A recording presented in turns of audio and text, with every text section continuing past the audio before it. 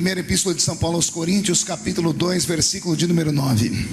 Mas, como está escrito, nem olhos viram, nem ouvidos ouviram, nem jamais penetrou em coração humano aquilo que Deus tem preparado para aqueles que o amam. Feche a Bíblia, coloque no banco, na cadeira e tome na mão da pessoa mais perfumada do seu lado e aperte a mão dele ou dela com carinho até eles falarem aleluia. Pentecostal que não faz barulho está com defeito de fabricação, não é? Vamos orar mais uma vez? Senhor, nós te exaltamos e te glorificamos. E nós entendemos que dentro de alguns minutos, e esta linda igreja ficará pequena para o tamanho da glória que o Senhor vai mandar do alto dos céus. Os que vieram tristes começarão a saltar de alegria. Os que vieram se arrastando não voltam se arrastando para casa. Hoje voltarão voando nas asas de um novo tempo. E antes que eu comece a ministrar a sua palavra, cerque este santuário com a sua glória. E num raio de 5 quilômetros, onde houver um demônio alojado, eu dou a esses demônios segundos para sumirem daqui. Porque se não sumirem, serão queimados pelo poder da sua glória, que aqui será derramada. Rasgue os céus sobre este lugar nesta madrugada. Manda anjos de fogo descerem aqui. Que estes anjos desçam trazendo brasas de fogo nas mãos. Comecem a esparramar essas brasas entre nós. E onde houver um crente cheio do Espírito Santo, pega ele nesta noite, Jesus, e mostra o caminho da verdadeira e poderosa adoração. Fala conosco, fica conosco. É o que eu te peço agora e sempre. E toda a igreja diz: os que podem, tomem o seu assento aplaudindo a Jesus porque Ele é bom. Eu estava pensando no que pregar, no que falar, no que repartir com os senhores e as senhoras, e o Senhor trouxe à minha memória o texto que eu li. O texto que eu li não é um texto para ser pregado em cultos normais. Não é um texto para ser pregado em cultos evangelísticos. Até porque nos cultos normais, nos cultos evangelísticos, sempre vem aqueles crentes mais acomodados. Vem aqueles crentes que estão com a vida ganha. Só vem para culto de vigília quem está lascado, gente. Eu tenho experiência desde criança. Só vai para vigília quem já tentou de tudo. É por isso que culto de vigília é o culto mais barulhento que tem. Porque a pessoa não tem mais nada para perder na vida. Ela não está nem aí para quem está do lado esquerdo, do lado direito. Ela quer agarrar o anjo e só soltar ele quando a glória de Deus descer. Então, na minha experiência com Deus, eu sempre falo, quando eu prego em vigília, eu peço ao Senhor que me dê o outro lado. Eu quero conduzir vocês hoje a uma caminhada, talvez não mais para este mundo físico. Quero conduzi-los a um mundo sobrenatural, porque eu estou em uma igreja que acredita no poder dos dons do Espírito Santo. E em madrugadas como essa, o Senhor pode trazer presentes espirituais. E você pode sair daqui tomado em uma unção que você jamais sonhou existir em sua vida. Alguém acredita nessas coisas aqui? Robson, mude a música para mim. Quando Paulo escreve a carta aos Coríntios, fica imaginando o que se passava na mente do santo apóstolo. Paulo, quando planta a igreja de Corinto, ele não é um ancião velho que escreve cartas profundas, como as suas epístolas paulinas entregues aos Gálatas ou aos Tessalônicos. Quando ele escreve a sua carta aos Coríntios, ele rememora os áureos anos em que ali ele esteve. Paulo é enviado por Deus junto com Barnabé para plantar uma linda igreja em Antioquia. E logo depois de Antioquia nasce então o ministério de Paulo. E Paulo vai plantar a sua primeira igreja como pastor, como missionário e apóstolo. E a primeira igreja que ele planta é a igreja de Corinto. Então imagine vocês que o homem que vai plantar a igreja de Corinto passou 14 anos abandonado e isolado em Tarsis. Passou uma temporada ignorado por Pedro, por João e os pais da igreja. igreja. Ele agora recupera os 14 anos em e prega na cidade de Antioquia, virando a cidade de cabeça para baixo. A igreja começa a crescer.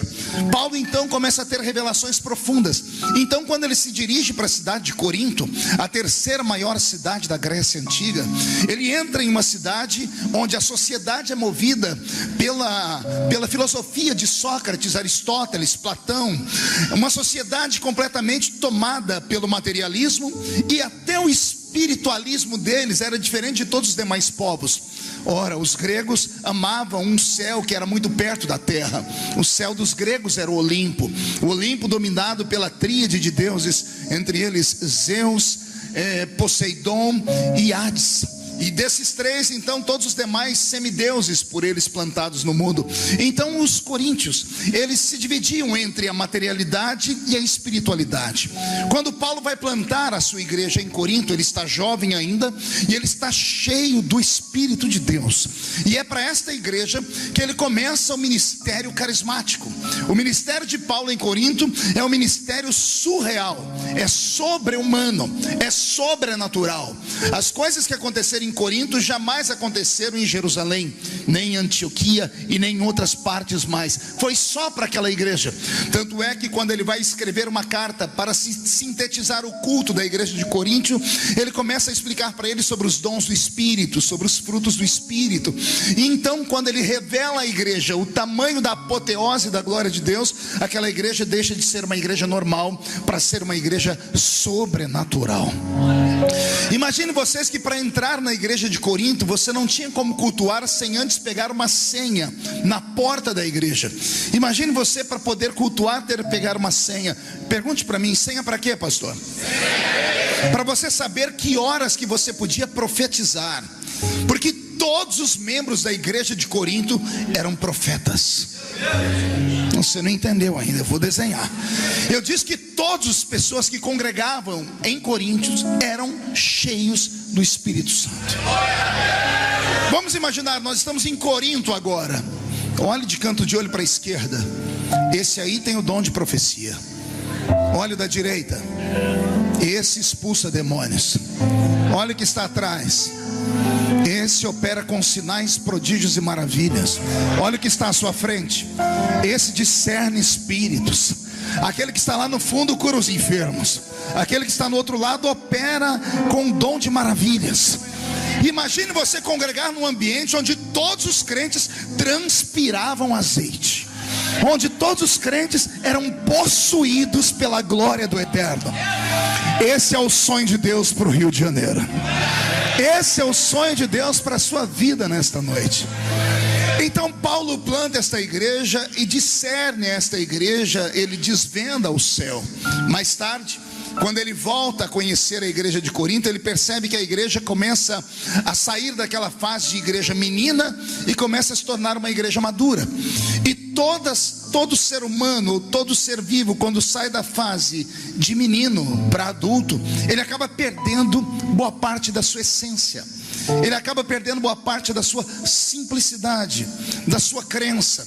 Talvez tenha sido por isso que lá em Apocalipse o Senhor tenha reclamado com uma igreja: tenho contra ti, porém, que deixastes o primeiro amor de lado.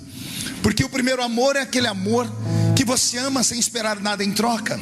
É o amor que te faz subir o monte, que te faz ir às vigílias, buscar a Deus, acreditar, jejuar, orar até abrir o céu. Era você, quando não falava em línguas, orava e pedia e queria falar em línguas todos os dias, até que recebeu o batismo com o Espírito Santo. E aí depois parou no meio do tempo, porque faltou alguém te ensinar o que era o batismo com o Espírito Santo de verdade. Mas quando Paulo ensina a igreja de Corinto, ele dá a ela um norte do céu. O tempo passa, a igreja deixa de ser menina, fica mais madura. Paulo começa a descobrir que o culto de Corinto, dos coríntios, já não era mais o mesmo. E então ele escreve esta carta.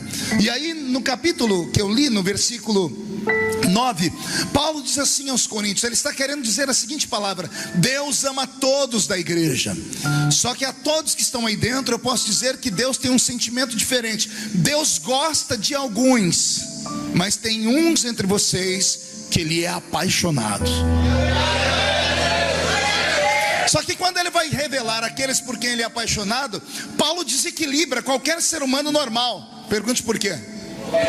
Ele segrega um grupo no meio da igreja. Ele diz assim: Deus é apaixonado só por gente maluca. Deus gosta dos normais, mas Deus tem um amor por aqueles que são loucos. Deus gosta dos equilibrados, mas Deus ama aqueles que são da pá virada. Está entendendo mais ou menos isso? Deus gosta dos normais, mas Deus é apaixonado por aqueles que são vibrantes, anormais, barulhentos. Deus é apaixonado por eles. O versículo 9 do capítulo que eu li, num desenho científico, Paulo está dizendo que Deus ama gente esquizofrênica, gente maluca. A esquizofrenia é uma doença mental. Todo ser humano tem a sua psique, e a psique humana, ela é sustentada por um tripé. Toda mente humana, ela é sustentada por 3 perninhas. Quando uma das perninhas tombam, a mente humana se dissolve, a pessoa fica louca. Por exemplo, todo ser humano normal só vê o que todo ser humano normal vê. Quando um ser humano vê o que ninguém está vendo, alguém diz: você precisa ir ou num centro espírita, ou lá naquela igreja, ou você vai para o hospital. Todo ser humano normal só ouve o que todo ser humano normal ouve. Mas quando existe no nosso meio alguém que escuta vozes, alguém diz: ou você vai no centro espírita, ou vai naquela igreja dos crentes, ou você vai para um hospital de loucos. Todo ser humano normal só sente o que todo ser humano normal sente.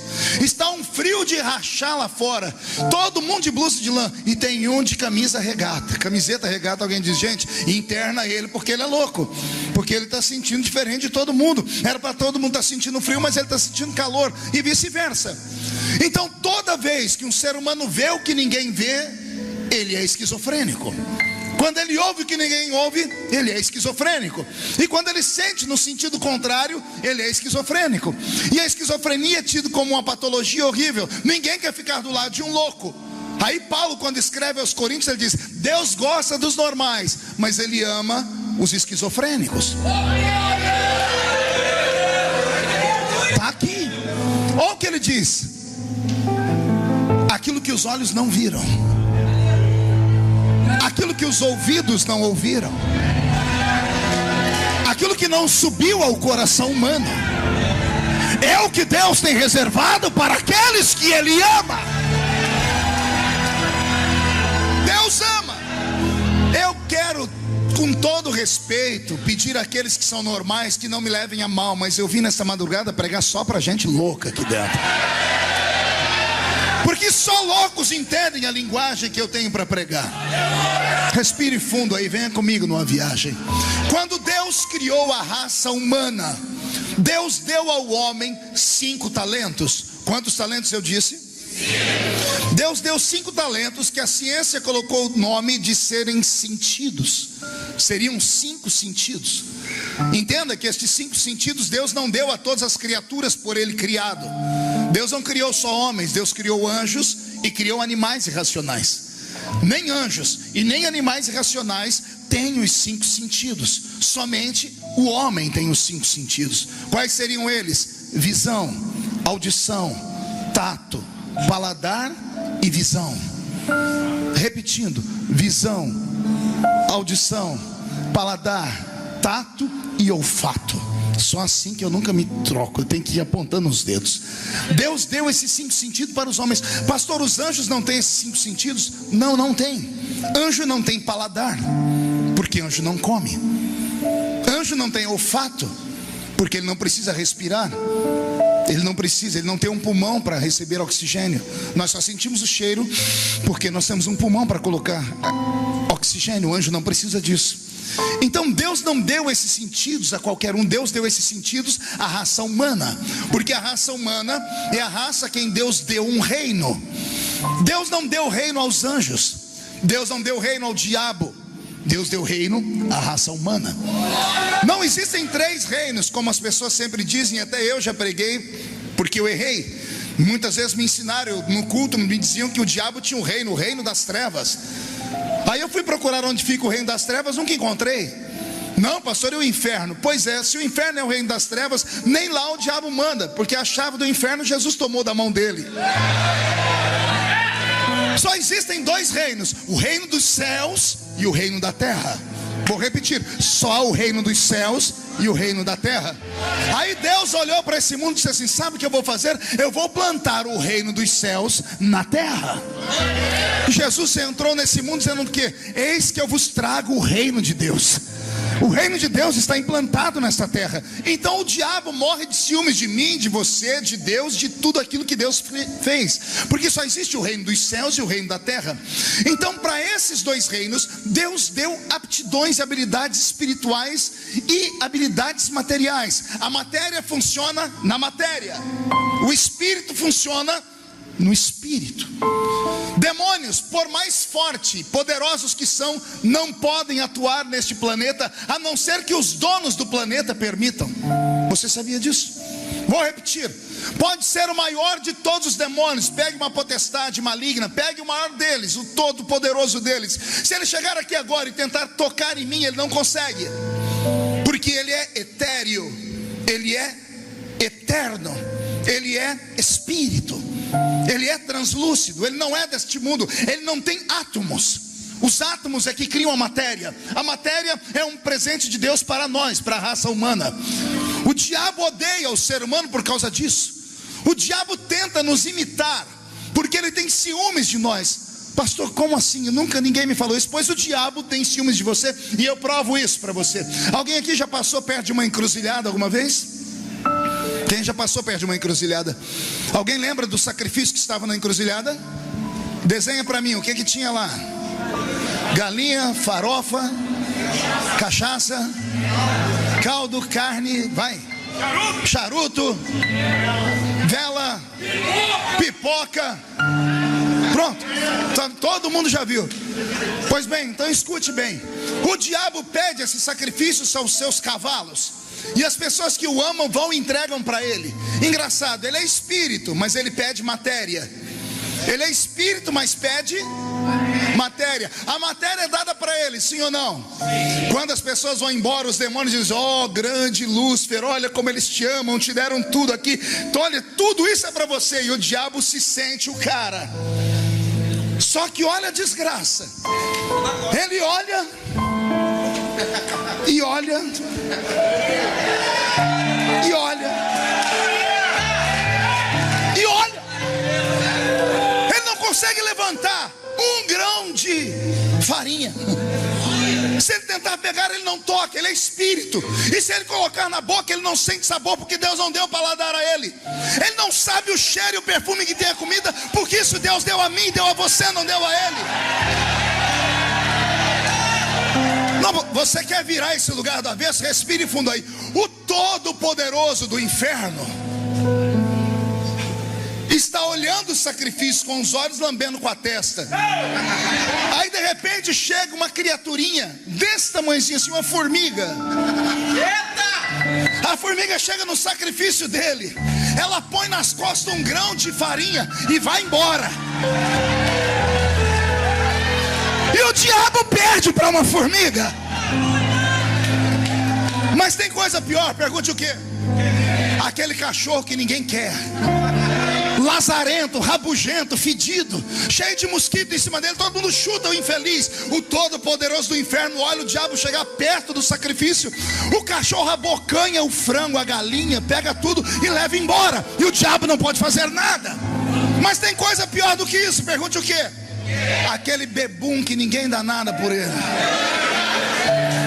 aquele cracudo que ninguém dá nada por ele, que ninguém consegue fazer nada por ele. Ele chega no sacrifício do diabo, pega o litrão e manda para dentro. E o diabo perde até para uma formiga, o diabo perde para um cachorro e perde para um bebum. E ele vai querer enfrentar você? Dá na cara dele! Dá na cara dele!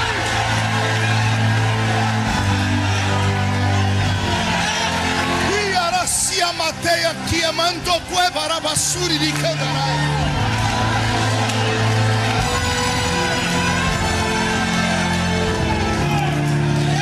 Segura aí.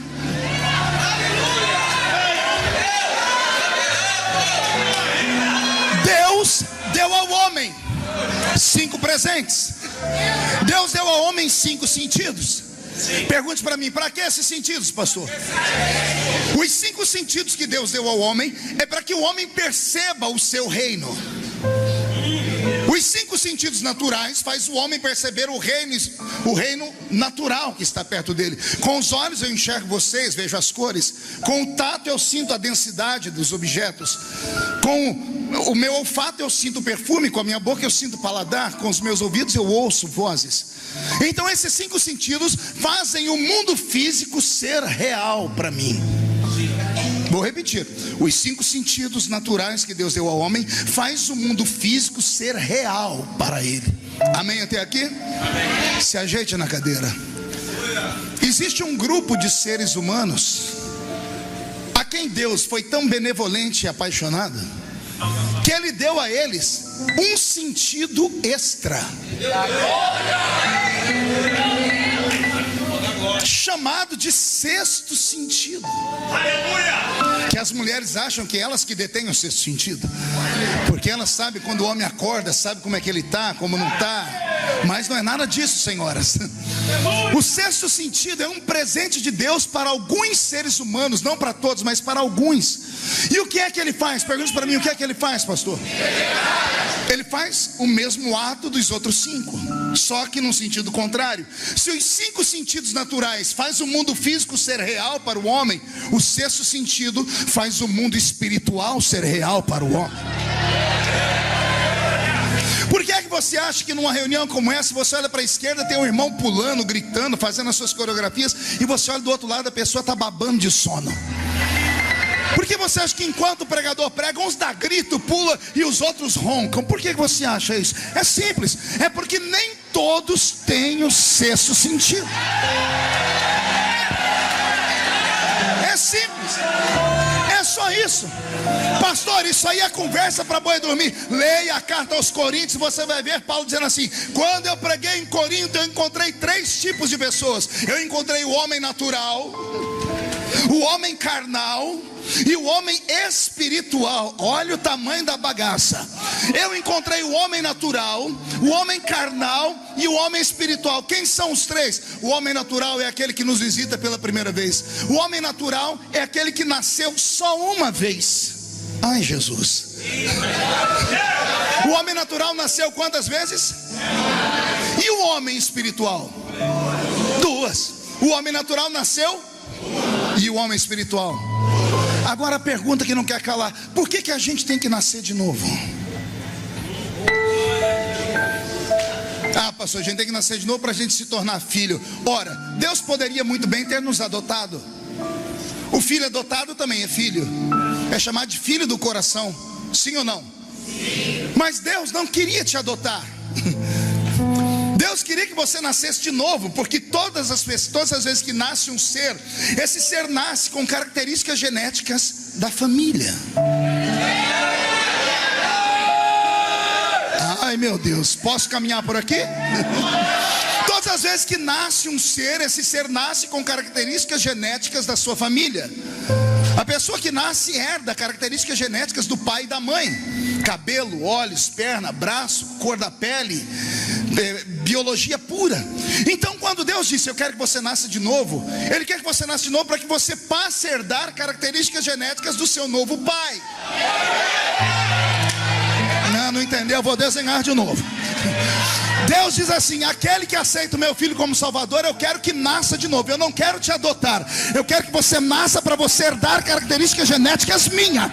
Eu quero que você herde características genéticas minhas. Pastor, só pode dar um exemplo de uma característica genética que eu herdei de Deus Pai? É claro que eu posso. Por exemplo, você lembra antes de você ser crente como você era? Todo mundo pisava em você, você andava de cabeça baixa, você se sentia o verme do carrapato, com depressão, opressão, era uma coisa horrível. Você chorava, quando alguém perguntava se você tinha pai, você dizia: nem mãe. Você queria se matar toda hora. A pessoa aceitava um cabresto em cima dela, aceitava as pessoas pisarem em cima dela. Você era um ser humano sem sentido na vida. Bastou virar crente, agora não aceita mais nada de derrota. As coisas começam a apertar, ao invés de você ir dormir para casa, se trancar num cantinho, olha você aqui na vigília gritando. Ora, o que é isso? Deus nunca aceitou derrota. Você é filho de Deus, você herdou essa característica dele. A derrota nunca vai tocar você. Nunca vai tocar você. Deus nos deu características espirituais. Que pena que a igreja está perdendo isso. Que pena que nós passamos tanto tempo num culto, às vezes como esse ou em outros, e falamos tantas coisas ruins, falamos tantas coisas sem sentido, atacamos as pessoas gratuitamente, batemos em pastor, batemos em itinerante. O pobre do itinerante é um saco de pancada. O pobre do itinerante não presta para nada, coitado. Só presta para ir pregar na igreja e levantar o moral do povo. Quando vai embora, todo mundo espanca ele. Quem fala de itinerante é porque morre de inveja dele. Não tem o dom que ele tem. Deus não deu o dom da itinerância para qualquer um, não. Isso não é para quem quer, é para quem Deus chama. E quando Deus chama o itinerante, amigo, você pode falar o que quiser dele, Deus sempre vai honrar essa pessoa. Porque a chamada do itinerante não vem da horizontal, ela vem da vertical. Mas voltando, tantas coisas boas para falar, e nós estamos nos perdendo. E ao nos perdermos, nós não deixamos nenhum tipo de legado para os jovens que estão vindo por aí. Os nossos filhos já não tem mais espiritualidade dentro deles. A nossa juventude é uma juventude completamente perdida. Os crentes entram dentro de uma igreja como essa ou em outras, vêm para ouvir algumas mensagens que massageiam os seus egos. Eles postam no Facebook: vou hoje no culto para ver o que Deus tem para mim.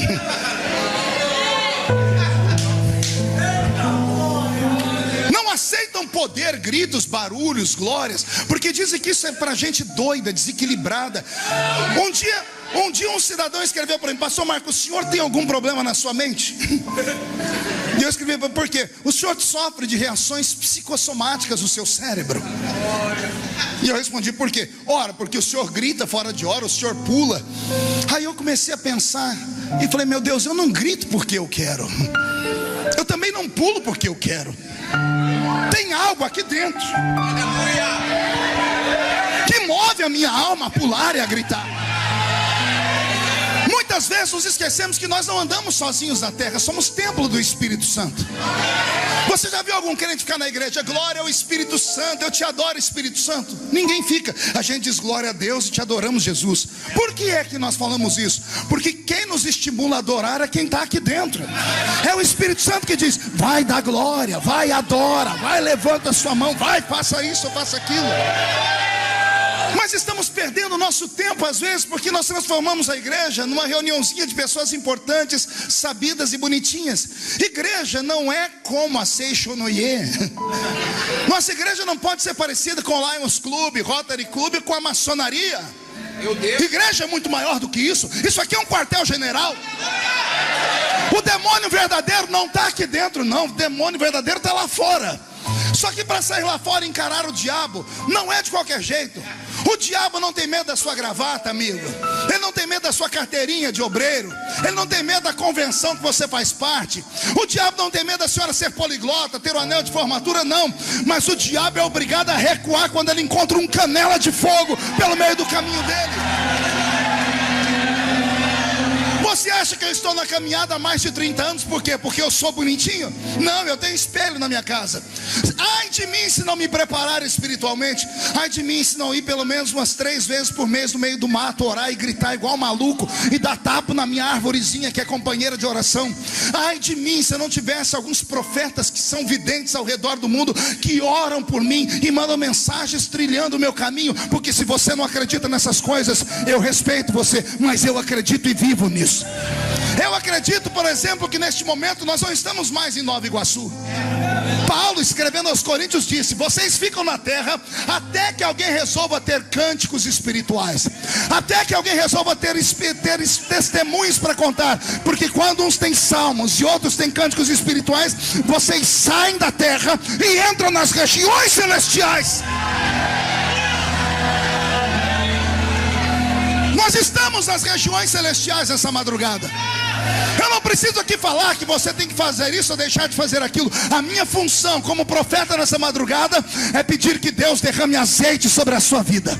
É pedir para que Deus te dê poder, unção, força, para quando você atravessar aquela porta, não ficar na sua frente Zé Pilintra, Zé Pilantra, Chucaveira, tranque a rua, Preto Velho. Deus quer te dar uma unção poderosa. É isso que nós precisamos. Tendereis e ondrevelessuri de candaranda, raravassore de harabácias. O que Deus quer te dar nesta madrugada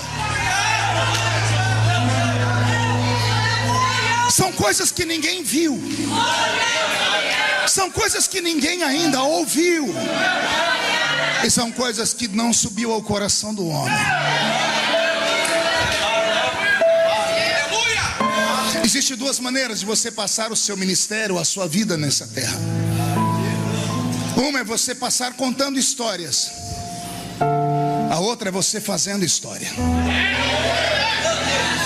Você pode viver uma vida sendo influenciado, ou passar uma vida influenciando.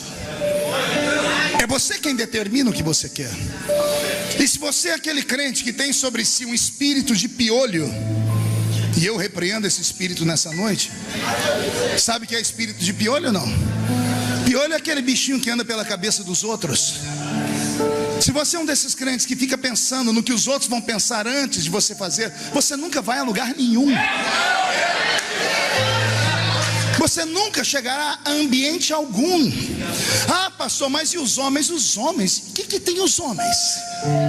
O que é que um homem pode fazer com alguém que tem uma vocação divina? Me diga. Me fale. Não, pastor, os homens podem fazer o quê? Quem é o homem? Quem é o homem perto daquele que te chamou? Homem tira o que o homem dá. Meu Deus. O que Deus dá.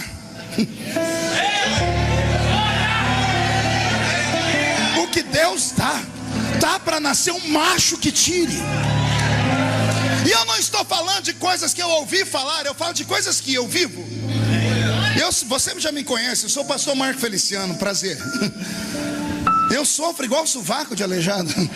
Opa, desculpa, isso agora é politicamente incorreto, então tem que falar certo. Eu sofro mais do que axilas de pessoas portadoras de necessidades especiais. Eu já enfrentei o inferno inteiro. E já enfrentei os homens também. Confesso a vocês que é melhor enfrentar o inferno. Porque o diabo, ele te respeita. Homens não te respeitam. Principalmente quando sentem inveja de você.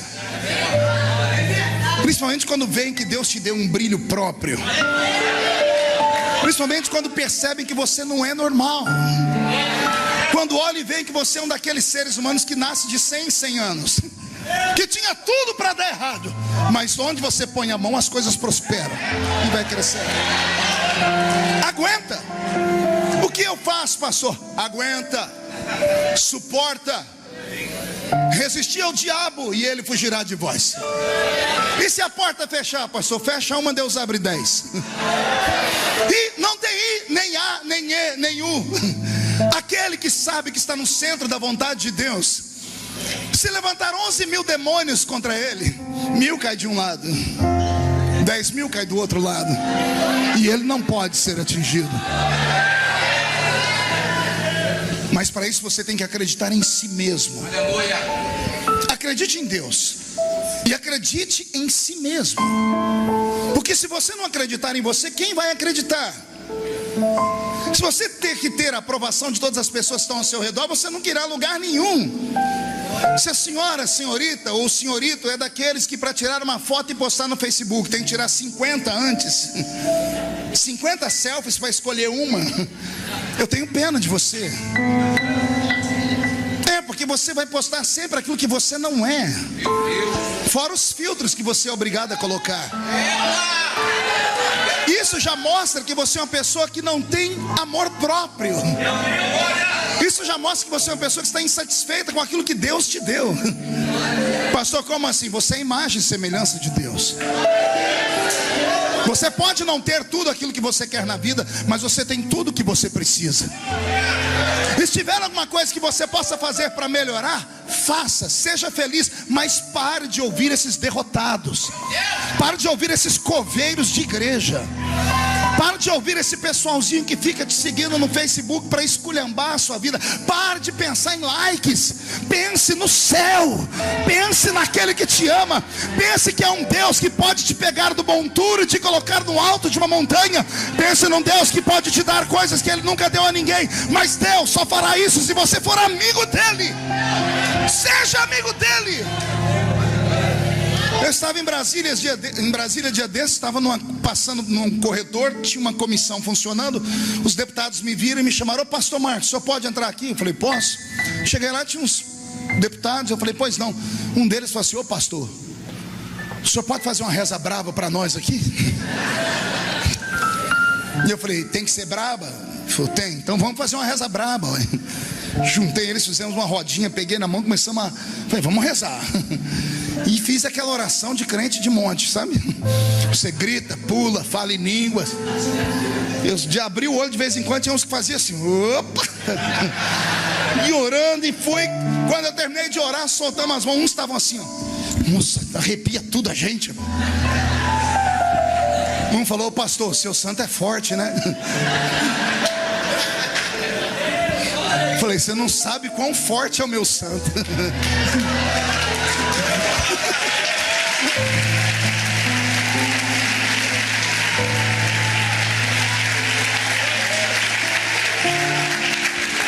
Aí um deles falou assim: ô pastor, ensina a gente a ter o corpo fechado.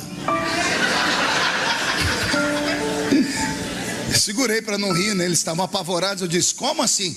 Ô pastor, ensina nós a ter o corpo fechado, porque se acontecesse com a gente a metade que já aconteceu com o senhor, a gente estava morto, pastor. Eu falei: não entendi. Pastor, tudo que acontece com o senhor vai para o Jornal Nacional. E era para destruir o senhor. Todo mundo já achou que o senhor já tinha morrido um monte de vezes. E quando a gente vai lá na missa de 7º dia, tem um bilhetinho: desculpa, mas já ressuscitei. Pastor, como é que o senhor faz para isso? Aí eu falei: vou contar para vocês o meu segredo. O meu segredo é que eu tenho promessas. Promessas feitas por Deus. Não são promessas feitas por homens. Porque o que o homem fala, geralmente ele não cumpre. O homem promete sentado e não sustenta em pé. O homem promete na hora da emoção, ou quando quer alguma coisa sua, e depois ele te abandona. Deus não. O Senhor deixou no Velho Testamento escrito: não sou homem para mentir, não sou filho do homem para me arrepender das coisas que eu falo. Quem tem promessa de Deus está imortalizado em vida, até que se cumpram as promessas que Ele te fez. Vou fazer a equação mais lentamente. Todo ser humano que tem uma promessa que veio da vertical, do céu, ele está proibido de morrer, até que se cumpra na vida dele cada uma das palavras faladas. Pastor, como assim? Jesus endureceu a lei. O pai falou no Velho Testamento: não sou homem para mentir, nem filho do homem para me arrepender das coisas que falo. Jesus veio no Novo Testamento e endureceu a lei. Ele disse assim: vou falar mais forte do que o meu pai. Pode passar o céu, pode passar a terra, mas as minhas palavras não passam jamais.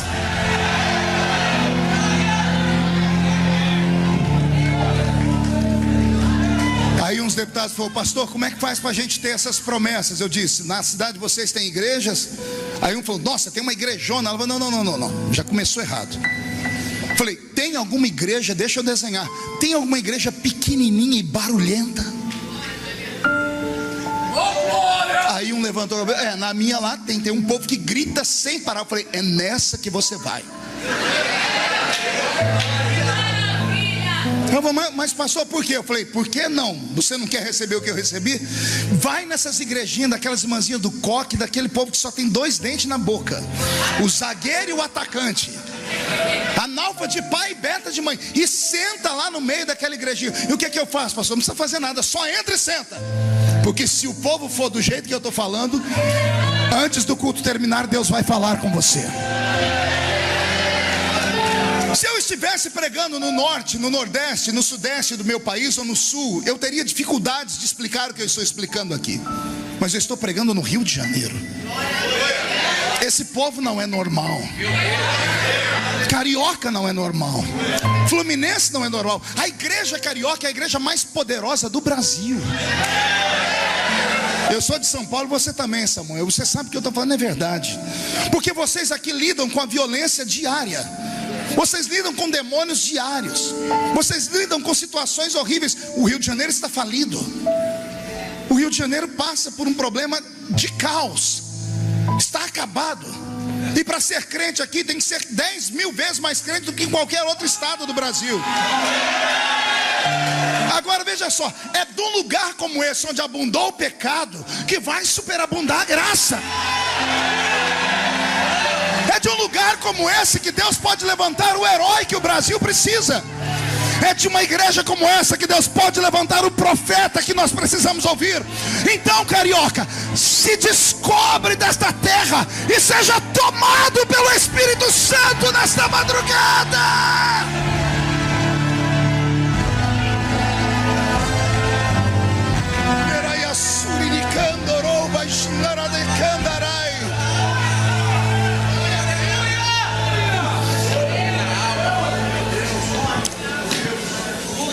Eu me reuni com a minha família dia desses, estava em oração, sentei na minha cama, minha esposa ficou do meu lado e veio minhas 3 filhas.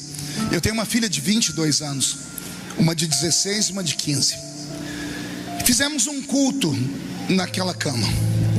Terminou o culto, cada uma ia se dirigir para o seu quarto. Eu disse: eu quero orar por vocês. Aí todo mundo se abraçou em mim e eu comecei a orar. E o Espírito do Senhor me deu uma oração. Eu me emocionei muito na oração. E Ele falou comigo: por onde você passar, quando eu te lembrar, refaça essa oração. E a oração foi essa: Deus da minha infância, visita os meus filhos.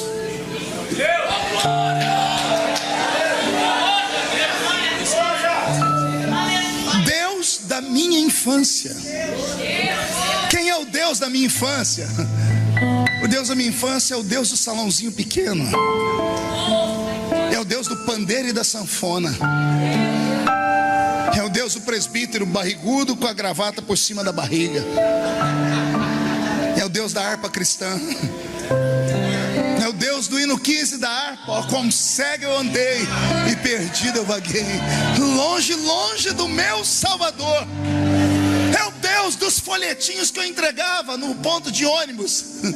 É o Deus dos cultos ao ar livre, com um microfonezinho ligado numa caixa de som, uma caixa ligada numa bateria de carro. Era o Deus que me fazia ir na rodoviária de Ribeirão Preto e pregar no meio dos drogados e prostitutas, quando era só um moleque. O Deus que me fazia acreditar em profecias, que me fazia respeitar pastores, que quando me fazia entrar na igreja não me deixava quieto se eu não chegasse pelo menos 10 minutos antes do culto começar, para dobrar o meu joelho e orar. Porque chegar depois que o culto tinha começado era uma vergonha para a gente. Era o Deus que me surpreendia em todo o culto. Cultos que eu não queria que acabasse. Cultos que eu nunca troquei pelo Jogo do Brasil. Cultos que eu nunca troquei pelo Big Brother. Cultos onde aquelas irmãzinhas que mal sabiam ler e escrever falavam para mim: se você acreditar, Deus vai te levantar nessa terra. O meu sonho é que o Deus da minha infância invada esta igreja nesta noite e tome o seu coração na mão dele, garoto. E tome o seu coração na mão dele, moça. Porque o meu tempo já está passando. Alguém pode dizer que eu sou novo ainda, com 44 anos, mas eu sou rodado demais. 80 países do mundo, 4.000 cidades do meu Brasil, 20 milhões de DVDs esparramados em 3 idiomas, 20 livros escritos, deputado federal. Minha barba está branca, eu não tenho mais força para pregar, meu pulmão já não aguenta mais. Eu encosto e durmo em qualquer lugar que eu encosto. Não Não estou reclamando, Deus sabe disso. Mas eu fico pensando, e a próxima geração? Como será? De onde vem? Que Deus eles vão pregar? Que experiência vão contar? Nossos púlpitos estão se transformando em picadeiros. As pessoas vão para a igreja para dar gargalhada de alguém que sabe falar bonitinho. Estamos trocando o evangelho verdadeiro por mensagens de autoajuda. E se você quer mensagem de autoajuda, por favor, não precisa vir à igreja. Economize tempo, vá a uma banca de revista e compre o último livro do Dr. Lair Ribeiro, 57 razões porque mesmo vesgo eu pareço Brad Pitt. Vai lá, compra um livro desses. Aqui não é lugar de autoajuda, aqui é lugar de ajuda do alto. E o que tem que descer do alto é o poder do Espírito Santo. E se o Espírito Santo tomar o seu corpo nesta noite, as suas mãos podem curar os enfermos. Onde a planta do seu pé pisar, o Senhor te dará por herança. Quando você abrir a sua boca, o Senhor expulsará os demônios. A sua sombra pode levantar paralíticos. Eu prego para uma geração que pode ser usada. Reage!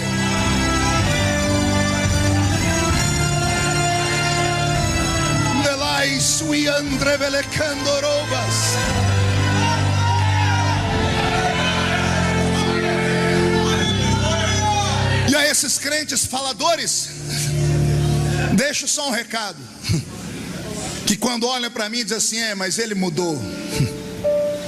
Claro que eu mudei. Eu não sou uma estátua.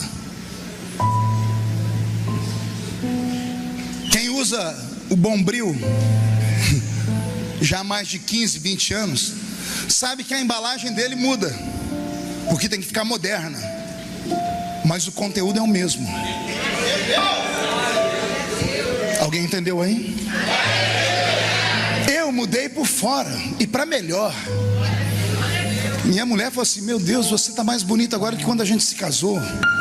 Deus tem feito um milagre na sua vida. Mudar por fora não é o problema é quando você muda por dentro. Porque se você entrasse aqui dentro e só me ouvisse pregar de olhos fechados, você ia ouvir a voz do menino da Vila Tatu, do menino que começou a pregar 30 anos atrás e nunca parou até hoje. Mas nós medimos as pessoas pela roupa, pela aparência, medimos as pessoas por momentos únicos, esquecemos tudo que a pessoa fez. Esse é um defeito que a igreja tem. A igreja tem um defeito maligno. Faça 99 coisas boas e vão te chamar de anjo. Depois faça só uma coisa ruim e o seu passado é todo esquecido.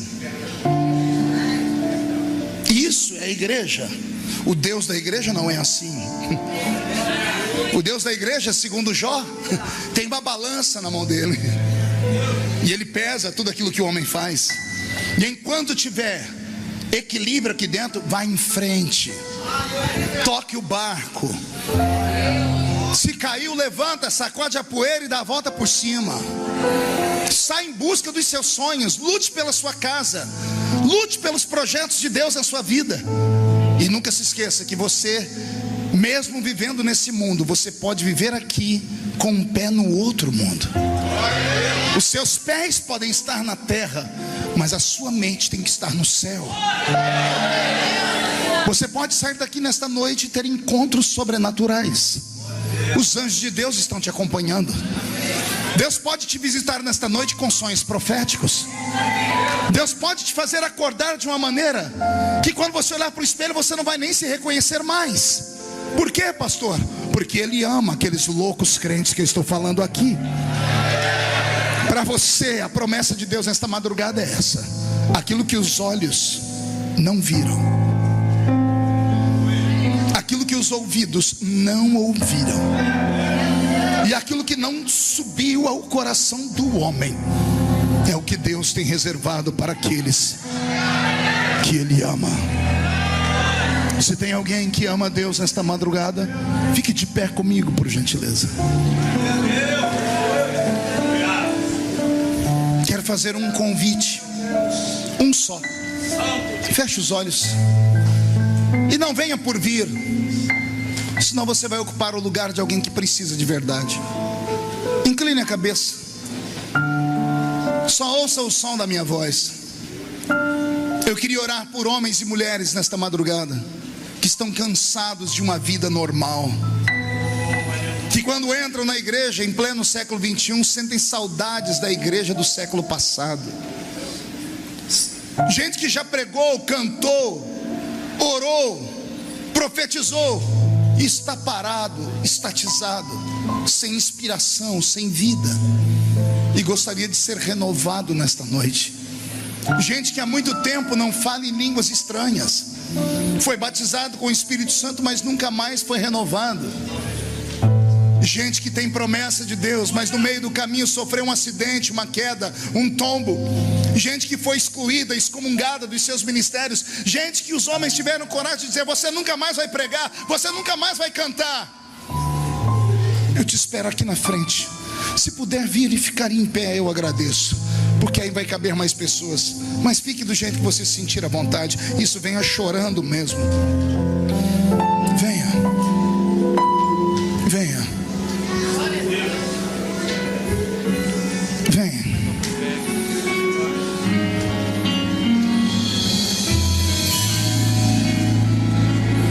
Deus vai mudar seu coração nessa madrugada. Incline a sua cabeça e aperte a mão do seu irmão com força. Meu Deus, estamos em guerra nesta madrugada.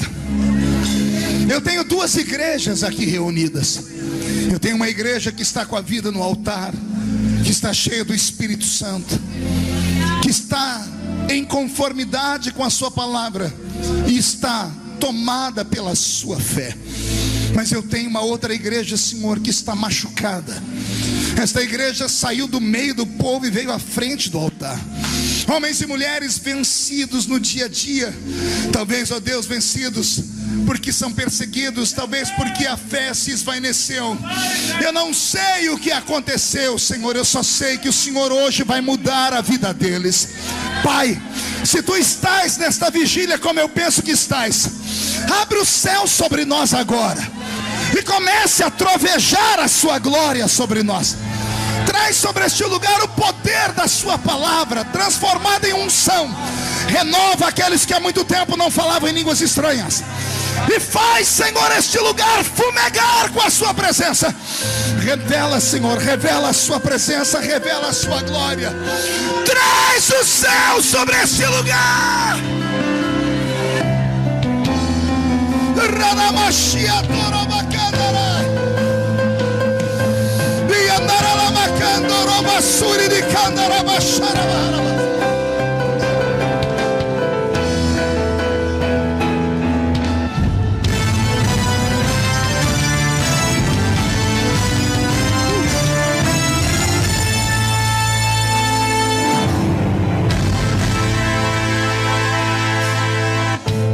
Deus de Israel, eu sei que eu não vinha a esse mundo para adorar outro rei. Os leões estão rugindo sem parar. Meu louvor incomodou a todos que são contra Ti, ó Jeová. Quero ouvir um coral cantando. Nada pode intercalar no louvor do meu coração. Dos manjares eu abro mão, dos palácios não quero não. Eis-me aqui como Daniel, com os olhos voltados pro céu, com o risco de morrer, mas o que me importa é te obedecer.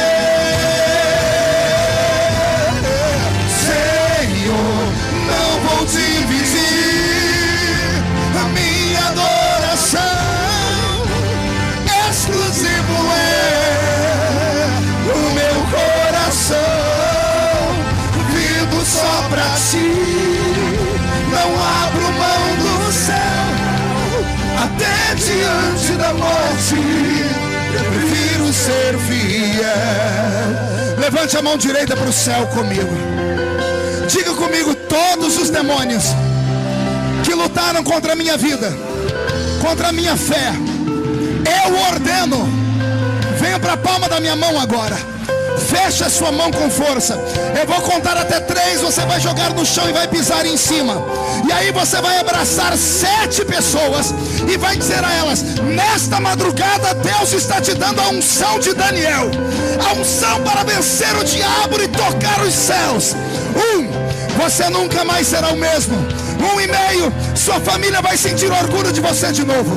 2, quem viver verá para ver onde Deus vai te colocar. 2,5, Nova Iguaçu será chamada de capital do avivamento no Rio de Janeiro. 3, jogue no chão, pise em cima. O louvor do meu coração. Eu abro mão. Abrace, abrace, abrace, abrace. Esse aqui como Daniel, com os olhos focados no céu, com o risco de morrer, mas o que me importa é te obedecer. Senhor, não vou te pedir a minha adoração, exclusivo é o meu coração. Vivo só pra ti, não abro mão do céu, até diante da morte prefiro ser fiel.